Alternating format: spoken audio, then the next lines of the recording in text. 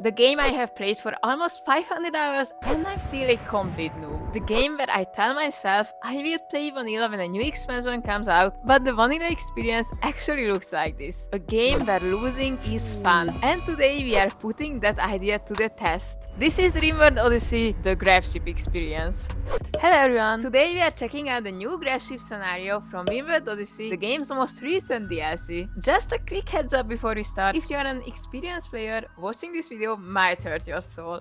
So sit back, relax, and let's get started. In the Gravship scenario, you start with 3 colonists, a nice little Gravship, and some basic resources. The twist is that you are forced to constantly be on the move, because the Mech hive will find you and hunt you down if you stay too long at one tile. This endless cycle of landing in a new location, building your colony, and moving to a new tile continues until you have managed to annihilate the Mech hive completely. This is definitely not a scenario that lets you relax, but I thought that it would be fun to see how long I could survive if I don't put effort into making every right decision in the game. I set Random Randy as our storyteller, and then I created a custom religion for our colony, the Bok insect. It revolves around traveling with the Gravship and the joy of space travel. Then it was time to select our colonists. For an extra challenge, I didn't roll any of them. I only changed one of their hairstyles, but that's it. That's how we ended up with Hubbard, a quarry worker with excellent mining skills, Jet, a military officer with a natural talent in shooting, and Javier, a cave tender with some gardening experience. Here they are with their Gravship and equipment. Jet brought a heart and a skull with her, but I would rather not ask any questions. And we have 11 hours left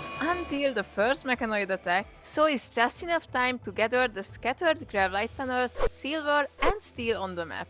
I tried to shoot this thing, hoping it would drop something valuable, but it turns out it only drops steel chunks and we don't need that right now. Once our crew managed to get everything on board, we still had 7 hours left until the Mech threat, and I just realized that if we build 2 more thrusters, we can fly a much greater distance. It's a bit risky, but let's try it. We had only 0.2 hours left, but Jet managed to get it done. They quickly boarded the ship as the mechanoids scattered the surface, but sadly, Javier didn't make it.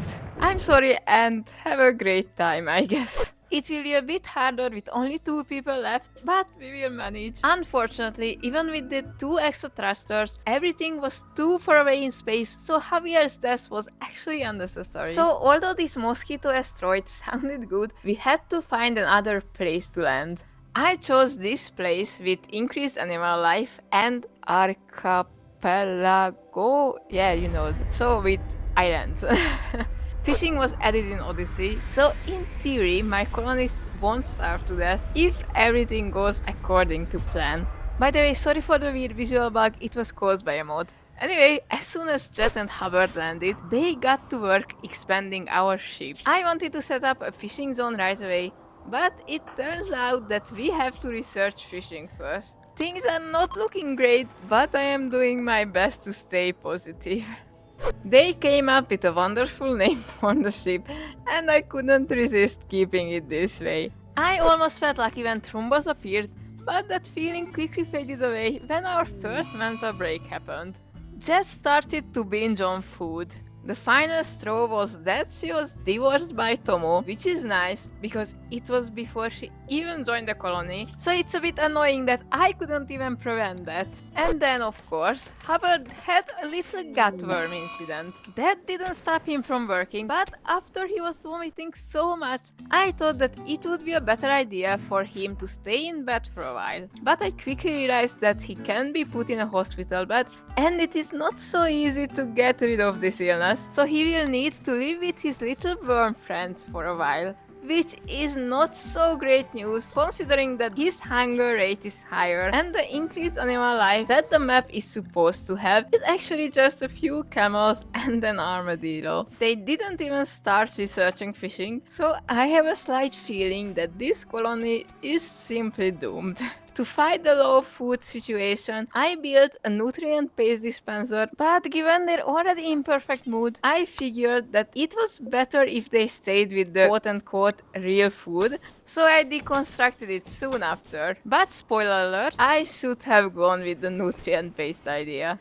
Just as expected, Hubbard also suffered his first mental break and started dazing. And right after that, Jet completely broke down, to a catatonic state, and had to be rescued. As soon as Hubbard got out of his dazing stage, he helped Jet, and Randy decided to strike us with a solar flare. How foolish of you, Mr. Randy. We don't even have electricity, so you can't hurt us with such things. Psych. Anyway, if you enjoyed the video so far, please consider subscribing. Thank you. As Hubbard started researching fishing, a very interesting opportunity emerged. A slave trading caravan was approaching with Jet's family members. Although Jet is still in a catatonic state right now, so she won't get a chance to talk with her mother and nephew. Anyway, this was an excellent opportunity to buy a new member for our colony who could do the dirty work of researching 24/7, so the more useful members are free to do other important stuff.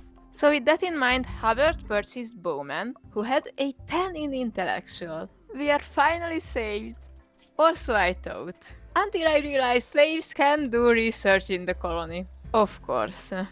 I was like, okay, not all hope is lost, I will just put him in jail and try to recruit him. But it turns out actually all hope was lost because he was of course unwaveringly loyal.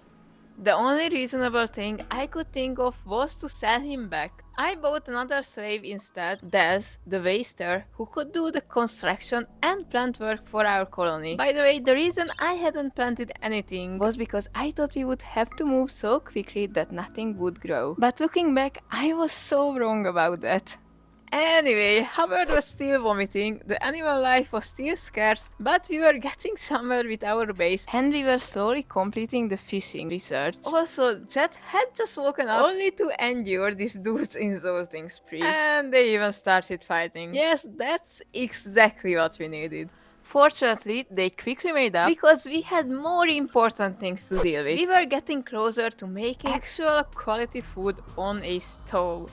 And just as our hopes were starting to rise, we had an incoming mechanoid threat. And another catatonic breakdown from Jet. And no way, Hubbard just ran wild. How is it better to live in the wild than in our colony? I really messed up. Okay, I think it is time to give up. So this was Rimworld Odyssey, the Gravship experience. I will be doing longer and more tactically clever videos in the future.